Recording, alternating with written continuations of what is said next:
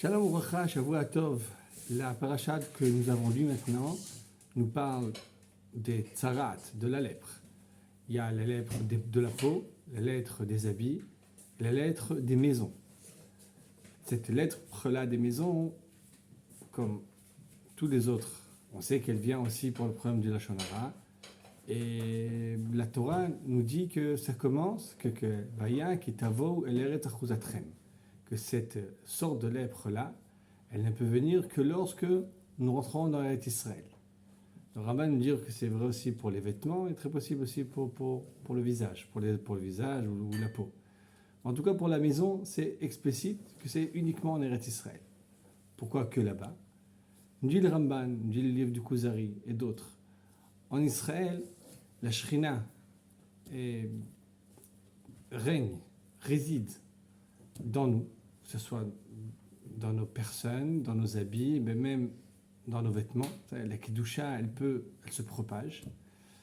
Et donc, lorsqu'on agit de façon mauvaise, lorsqu'on détruit notre façon de regarder, notre façon de parler, alors la Shrina s'enlève et on reste avec ces taches-là qui ressemblent à cette lèpre-là, cette pourriture-là.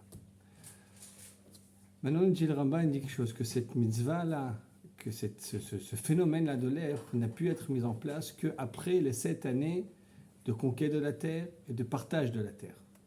Il nous explique, ce n'est pas lié c'est pas une mitzvah à Baaret, c'est pas directement lié à la terre, mais il dit que pour que la Shrina soit en nous, il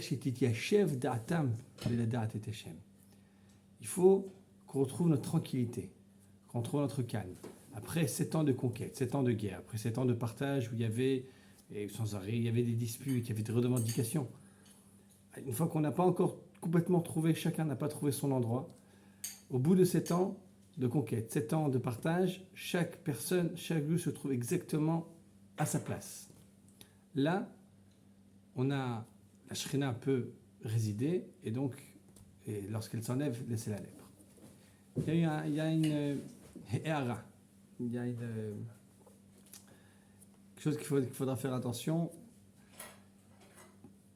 que même par rapport à notre histoire de Lashon Hara, ce n'est pas le même Lashon Hara lorsque quelqu'un est en chemin ou bien lorsque quelqu'un est déjà arrivé à sa destination. Lorsque quelqu'un se cherche, lorsque quelqu'un est encore en formation, c'est beaucoup plus fréquent, c'est beaucoup plus compréhensible, qui regarde les autres, qui se compare aux autres. Et dans cette comparaison-là, il peut en arriver à de la jalousie et donc à retrouver ce besoin de médisance. Par contre, lorsque on est déjà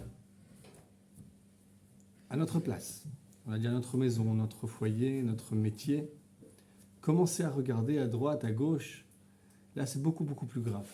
Ce n'est pas juste une faiblesse temporaire qui pourrait encore être excusable, bien que évidemment interdite, c'est compréhensible, on ne va pas dire excusable, mais lorsque c'est quelqu'un qui est déjà installé, qui a déjà son cadre de vie, qui continue encore à regarder ce qu'il y a autour de lui, là il faut bien comprendre que le nezek, le dommage qu'il se crée à lui-même, est beaucoup plus grand, beaucoup plus important. Nous avons donc là une des clés pour pouvoir s'échapper de tout ce problème-là de Lashon Hara.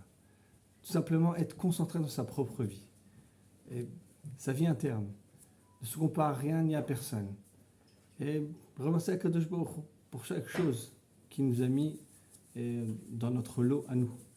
Et quelqu'un qui vit comme ça, son besoin et évidemment donc après les chutes qu'il va avoir, de parler des autres, de se comparer aux autres, va aller en s'amoindrissant. Donc, restez chacun à sa place, trouver sa place, la garder et rester concentré dessus. C'est ça tout notre avodat Hashem. Après 120 ans, la seule chose sur laquelle on devra rendre des comptes, c'est par rapport à notre vie à nous. Jamais par rapport à comparaison à quelqu'un d'autre. Et là, qu'est-ce qu'on a fait de nous de nos jours? Qu'est-ce qu'on a fait de nos capacités? Qu'est-ce qu'on a fait de nous de nos forces?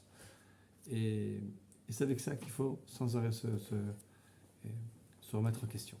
Cher vous, à tort, de très bonnes nouvelles.